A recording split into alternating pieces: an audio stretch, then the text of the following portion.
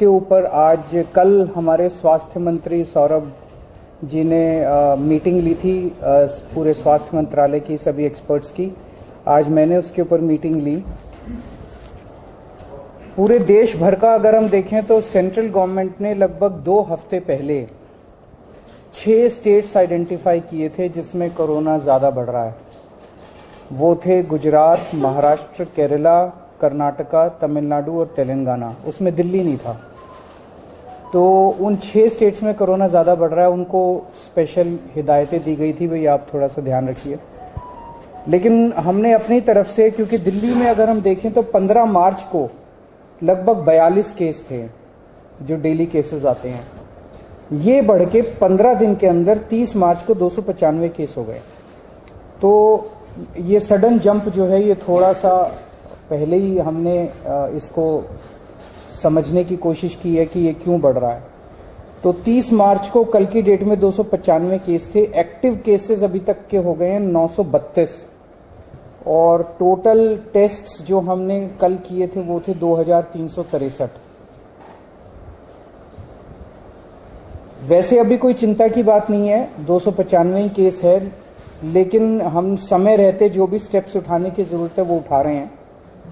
अभी तक total 3 deaths हुई हैं, उनमें 2 डेथ्स परसों हुई थी और 1 डेथ और 4-5 दिन पहले हुई थी। ये तीनों डेथ्स वो हैं जिसमें साइड डिजीज कोमॉर्बिडिटी जो है वो बहुत सीवियर थी तीनों केसेस में। तो ऐसा अनुमान है कि डेथ कोमॉर्बिडिटी की वजह से हुई है और शायद कोरोना इंसिडेंटल था, पर ये कहा नहीं जा सकता। तो जैसे एक केस है जिसमें किडनी का ट्रांसप्लांट हुआ था, वो 2-3 महीने से हॉस्पिटल में एडमिट था और उसकी डेथ हो गई। तो ये कहना कि वो कोरोना से डेथ हो गई ये थोड़ा शायद गलत होगा, लेकिन ये फैक्ट है कि 3 केसेस ऐसी डेथ हुई है जिनको कोरोना था। इन 3 में से 2 दिल्ली के बाहर के रहने वाले थे। अभी इस वक्त जितने भी हमारे केसेस पॉजिटिव आते हैं, 100% केसेस की हम जीनोम सीक्वेंसिंग करा रहे हैं। उसका हमारा मकसद ये है कि अगर कोई भी नया वेरिएंट अगर निकल के आए तो हमारे को पहले से पता चल जाए कि कहीं कोई चिंता का विषय तो नहीं है। तो 100% केसेस की जीनोम सीक्वेंसिंग करा रहे हैं। इस वक्त जो सबसे प्रिडोमिनेंट वेरिएंट आ रहा है वो है XBB 1.16। लगभग 48% केसेस में ये वाला वेरिएंट है और जो बाकी भी हैं उनमें भी इसी वेरिएंट के कुछ सब वेरिएंट्स हैं। इस वेरिएंट की 3 क्वालिटीज हैं। ये वायरल बहुत तेजी से हो रहा है, बहुत तेजी से फैल रहा है, लेकिन ये सीवियर नहीं है बिल्कुल भी।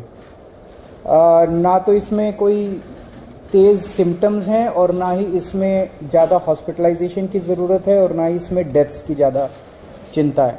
तो सीवियरिटी इसकी कम है, लेकिन इवेजन टू इम्यूनाइजेशन है कि अगर आपने वैक्सीन भी लगवा रखा है तो ये उसकी परवाह नहीं करता, ये उसके बावजूद भी ये इन्वेड कर जाता है। एक जो हम लोग दिल्ली में कर रहे हैं कि सीवेज जो है उससे हम एडवांस में पता करने की कोशिश करते हैं कि कहीं कोरोना तो नहीं आ रहा। तो मिड फरवरी तक जितने हम सीवेज के 7-8 जगह से पूरी दिल्ली में सैंपल उठाते हैं सीवेज के और उनको टेस्ट करते हैं। पहले अगर कोरोना आता है तो पहले सीवेज में कोरोना डिटेक्ट होना चालू हो जाता है। मिड फरवरी तक 0 कंप्लीटली पूरे दिल्ली में नेगेटिव था। उसके बाद से धीरे धीरे पॉजिटिव कुछ सैंपल्स में आना चालू हुआ और पिछले 15 दिन में अब ये सीवेज में पॉजिटिव इसके वो निकल के आ रहे हैं।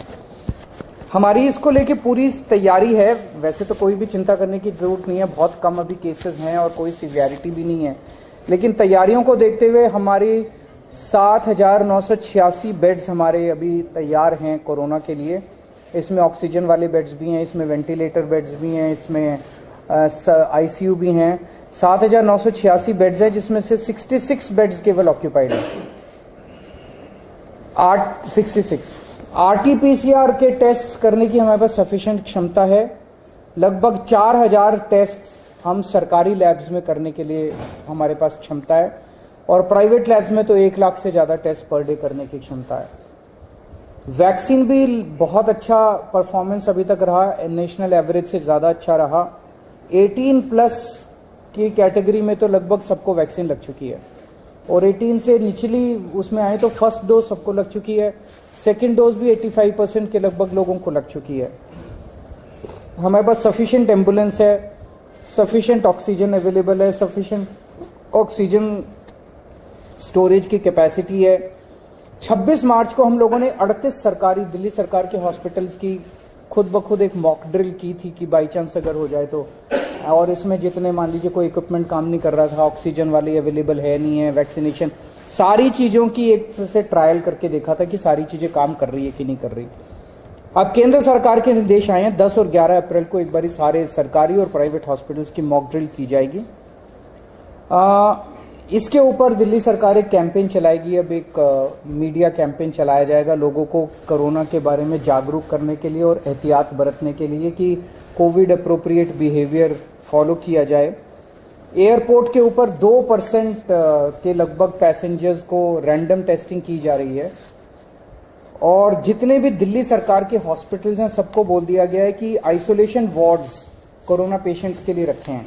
कहीं ऐसा ना हो कि किसी को बहुत सीरियस, मान लिया आईएलबीएस में किसी को किडनी ट्रांसप्लांट हुआ, उसको कोरोना हो गया, अब उसको कोरोना वाले हॉस्पिटल में नहीं ले जाएंगे हम, वहीं पे अगर आइसोलेशन बेड होगा तो वहीं पे उसको एक अलग वार्ड में कर देंगे, तो उसका कोरोना का किडनी का भी ट्रीटमेंट होता रहेगा और उसका कोरोना। तो हर अस्पताल के अंदर एक आइसोलेशन वार्ड की तैयारी की गई है। जितने सारी केसेस हैं एक्यूट रेस्पिरेटरी डिजीज वाले, उनमें जैसे ही मरीज एंटर करता है हॉस्पिटल में उसको तुरंत मास्क दे दिया जाता है, उनको 100% उनके टेस्ट किए जा रहे हैं। और जितने इन्फ्लुएंजा वाले लाइक सिम्टम्स वाले पेशेंट्स हैं उनको 5% उनके रैंडम टेस्ट किए जा रहे हैं। तो ओवरऑल दिल्ली में लोगों को घबराने की जरूरत नहीं है। सरकार पूरी तरह से नजर रखे हुए और सरकार पूरी तरह से किसी भी इवेंचुअलिटी को फेस करने के लिए तैयार है। सर, बूस्टर डोज का क्या स्टेटस है? क्योंकि हमने देखा था कि जब कोविड था तो बहुत सारे लोग बूस्टर डोज लगवाए, लेकिन अब बहुत कम हो गया, 21 लोग ही जाते हैं बूस्टर डोज। इसका क्या स्टेटस है अपना?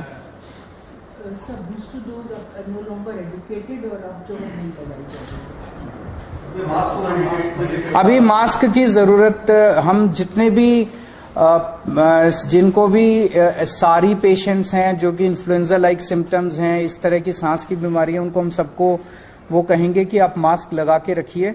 लेकिन अभी केंद्र सरकार की तरफ से कोई गाइडलाइन नहीं है, और जैसे जैसे केंद्र सरकार गाइड करेगी हम उस पर स्टेप्स लेंगे।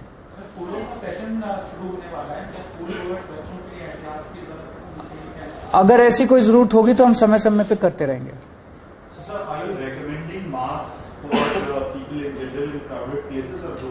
We are recommending masks to those who have respiratory disease like SARI, ILI, etc.